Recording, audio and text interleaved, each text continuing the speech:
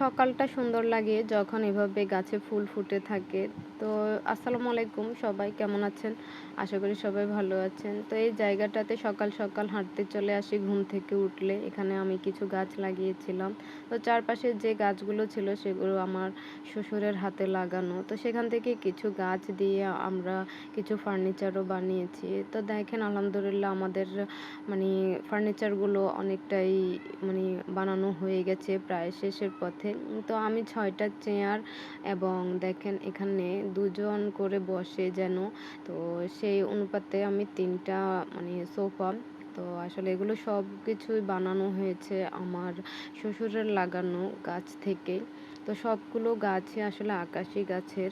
তা আসলে এতটাই ভালো লাগে যখন নিজের গাছ থাকে, ওই গাছ থেকে যদি ফার্নিচার হয়। দেখেন আমাদের চারপাশটা কতটা সুন্দর, সুন্দর একটা গ্রাম।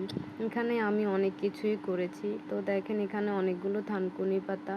এই থানকুনি পাতাগুলো আসলে মূলত ঔষধি গাছ। এগুলোর কাছে তেমন আসাই হয় না। এইজন্য গাছ থেকে প্রচুর পাতা পড়েছে। তো কিছু গাছ তুলে আমি আবার সুন্দর করে একটা বলে লাগিয়েছি। তো যখন আমি এগুলো লাগাইছি তখন এগুলো সার দিলে আরও সুন্দর হবে। তো দেখেন আমি সেখান থেকে কিছু পাতা এভাবে তুলে নিয়ে এসেছি। তো শীত তো চলে এলো, এখন তো সবজি লাগানোর পালা। তো বৃষ্টির মধ্যেই আসলে গাছগুলো লাগিয়েছিলাম বস্তায়। তো যদি আমি তখনই মাটিতে গাছগুলো লাগাইতাম তখন গাছগুলো আসলে মরে যেত। তো সেজন্য দেখেন যখন বৃষ্টি বন্ধ হয় তখন এইভাবে আমি সবজিগুলো লাগাই। তো এরপরে দুপুর গড়িয়ে এলো, মাটির চুলায় আমাদেরকে রান্নাবান্না করতে হয়। আমি এখন যে মাছগুলো রান্না করব এগুলো আমার নিজে হাতে ধরার। তো আমাদের এখানে পাশেই একটা মানে পুকুর আছে, পুকুর না বলতে গেলে এখানে আমরা গোসল করি না, তো এখানে আমরা এই মাছগুলা ধরি। তো দেখেন আমাদের পুকুর আছে, তবে পুকুরটাতে আমরা শুধু এভাবেই শাকসবজিগুলো ধুই, কোনো গোসল করি না। তো দেখেন আমাদের পুকুরটাও অনেক সুন্দর, চারপাশটা অনেক ভালো লাগে দেখতে। তো এখানে এসে আমি অনেকক্ষণ বসে থাকি। তো দেখেন রোদ পড়েছে।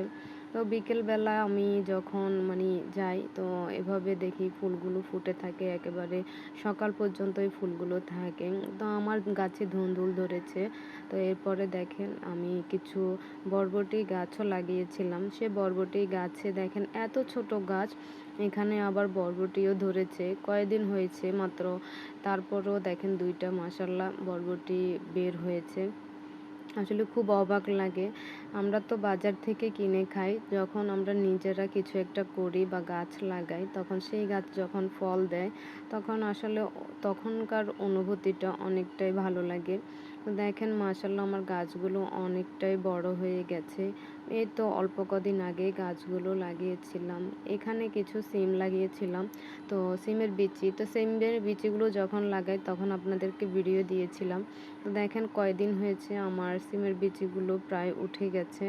দেখেন অনেকটাই বড় হয়ে গেছে। এখন এগুলোর জন্য তো কিছু মাচা লাগবে, কারণ এই গাছগুলোকে উঠানোর জন্য আমার মাচা দরকার। তো সেজন্য আমি বিকেলবেলা সব কিছু শেষ করে এখানে মাচা বানানোর জন্য চলে এসেছি।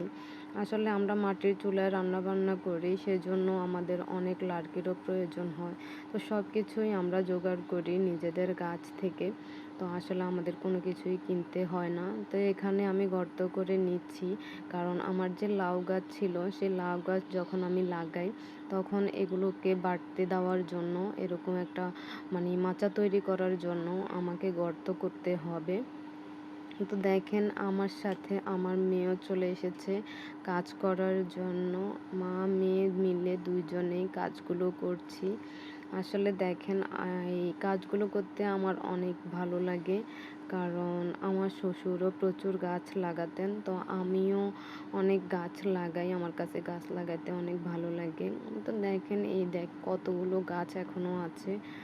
ভালো থাকবেন সবাই, আল্লাহ হাফেজ।